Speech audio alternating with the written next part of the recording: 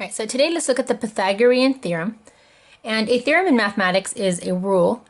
And this rule was discovered by a Greek philosopher and mathematician by the name of Pythagoras. Pythagoras lived in about the 500s BC. And this was very long ago. And it's one of the most popular rules that we use today in mathematics. And what it says is that given a triangle, and this triangle must be a 90-degree angle in it, which is a right triangle, and a triangle has two legs. The legs are this one here and this one here that holds up the 90-degree angle. And if this length, we'll call it A, and I were to create a box, then this would also be A. It's an A by A. Again, if I have this bottom length on this triangle called B, and I want to create a perfect square on that side, it would be a B by B. Now what he discovered was, given these two squares, the area of this square and the area of this square together would equal the area of this larger square on this side of the triangle. So we'll call that C. So when you find the area of a square, it's going to be the length times width, which happens to be the same number. So A times A is A squared. And the area of this square would be B times B, which would be B squared. And then the area of this big square here would be a C by C, so C squared. So the general rule would be this: A squared plus B squared equals C squared. This means the area of the square on the A side plus the area of the square built on the B side together makes the same as the sum of these two is the same as the area of that larger square built on the longer side. Okay?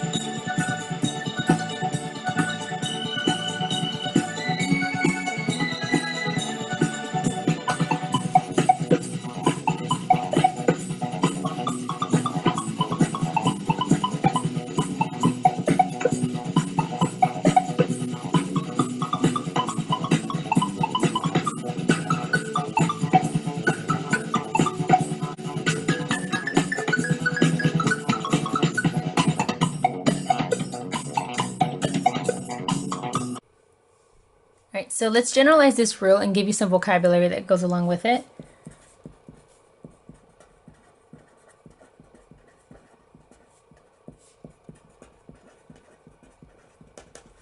Alright, and so Pythagorean's theorem states that given a triangle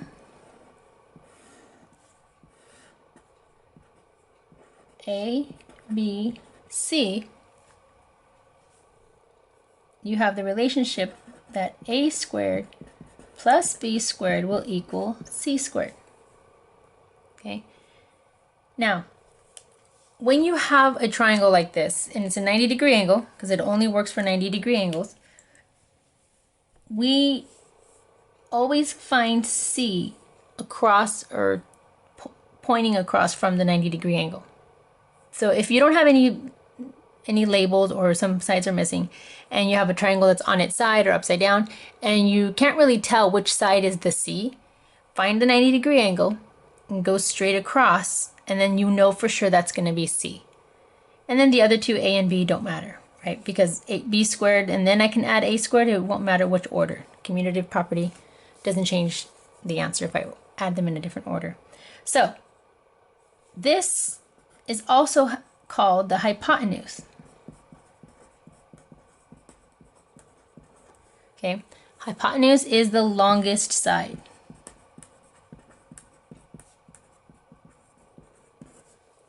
Okay, so don't forget that, because when you hear that word hypotenuse, you have to know what they're referring to. All right, so let's look at an example on how this is applied and how we use it. So example 1, I want you to find the length of the hypotenuse.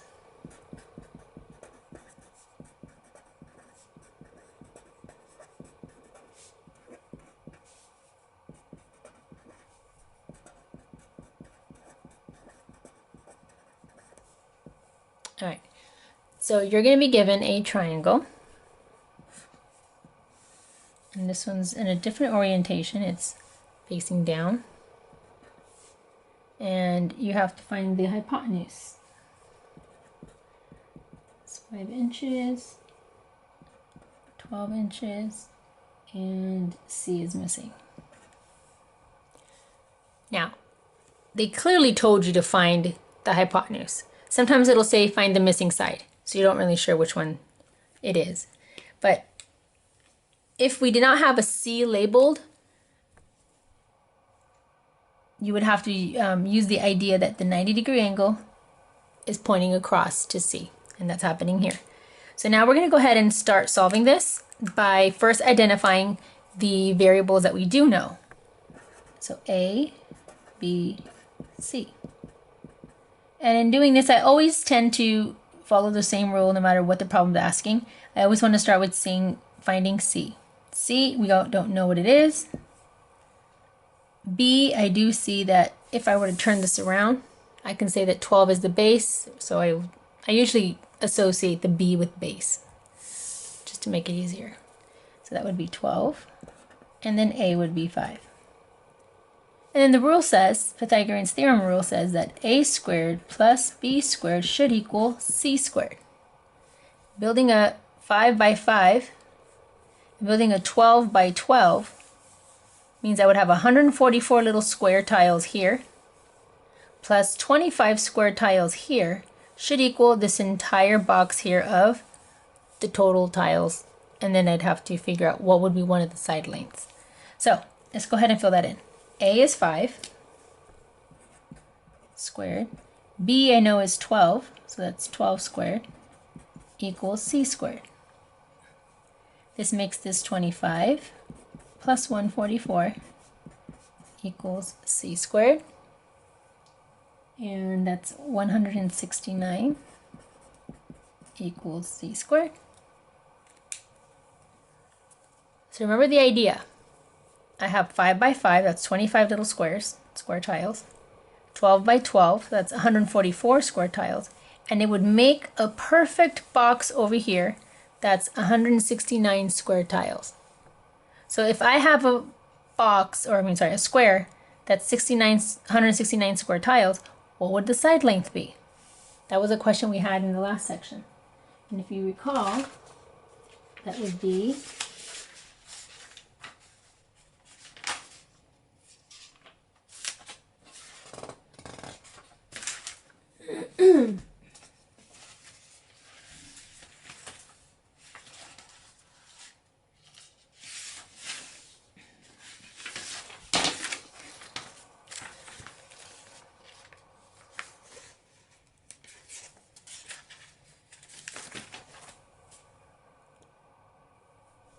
and the square, so now we want to get C all alone. And the only way we can get rid of this exponent here is to do the inverse operation of second powers. And in the previous lessons, we learned that the inverse operation of a second power is taking the square root. And what you do to one side, you do to the other. Now, c to the second power and square root, these are inverses, they undo each other, you're back to c. c is all alone. But now we're left with this math problem. What is the square root of 169? And that answer is 13. So that means that it was a square that was 13 by 13 that fit on this hypotenuse. Okay? All right, so let's look at another example.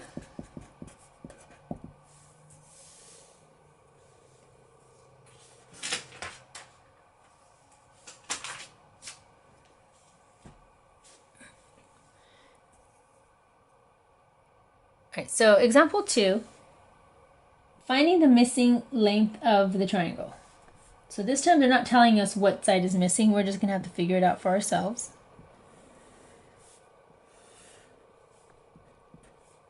And we're given this is 2.9 centimeters, and this is 2.1 centimeters, and this side is missing.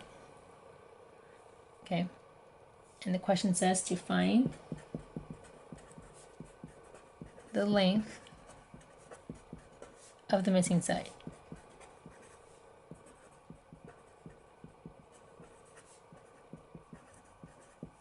All right, so again, we need to find A, B, and C.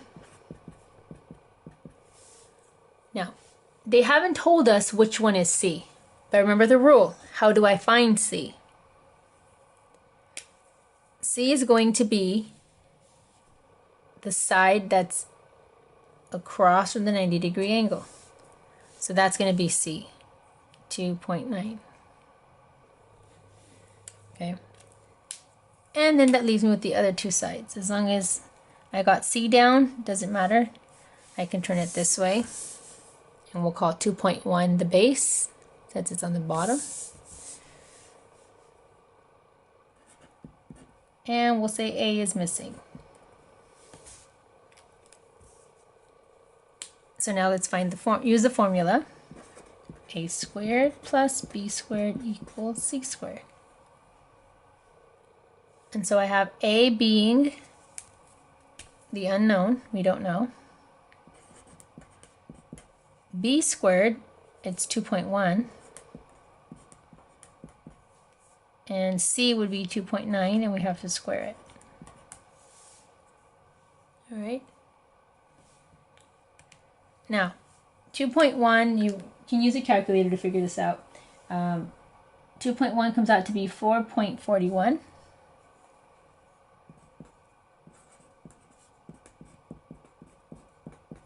And 2.9 to the second power is 841, so 8.41.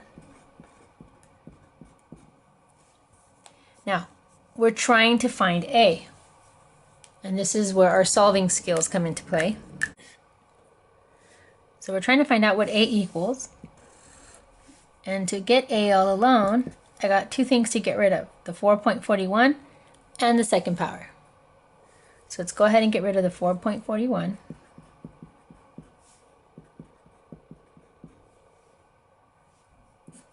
And that leaves me with 4 equals A squared. And so then now I'm trying to get rid of the second power. You could do the square root on both sides, inverse operation, or you could just ask yourself, what number to the second power is 4? And you get your answer is 2.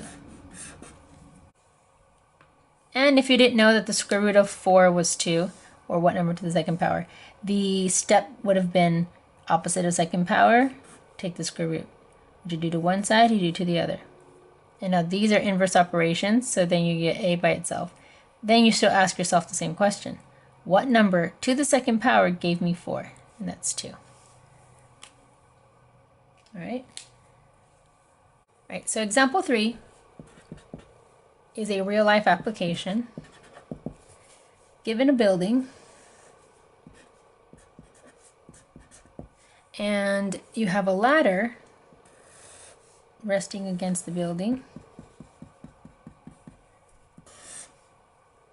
and resting on the ground. And all buildings we know are perpendicular to the ground, so I'll put a 90-degree angle there. And we're given that the height is 16 feet. And we also know that the ladder is 20 feet. And the question is, how far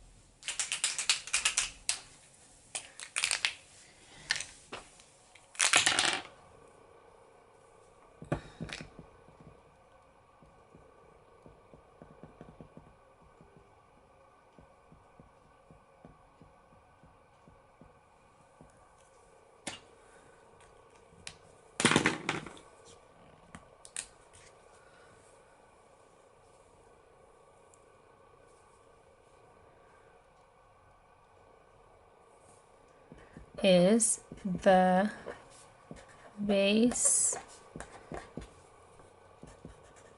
of the ladder from the building?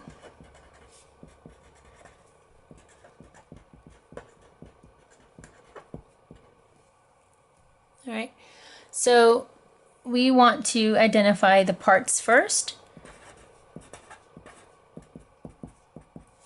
And according to this picture, we find the 90-degree angle. And the 90-degree angle is here. So across from the 90-degree angle is my C. So that one's going to be 20 feet. And since this is on the bottom, I'll call that the base that's missing. And A we know is 16. That's the other side. And so when I'm using Pythagorean's theorem, I'm going to be plugging in a squared plus b squared equals c squared. All right. Now, these are considered the more, I guess not more difficult, but extra step, because when you have one of the legs missing, there is extra steps that you have to subtract. And if c was missing, then you would already just have your answer at the end. So a would be 16 squared.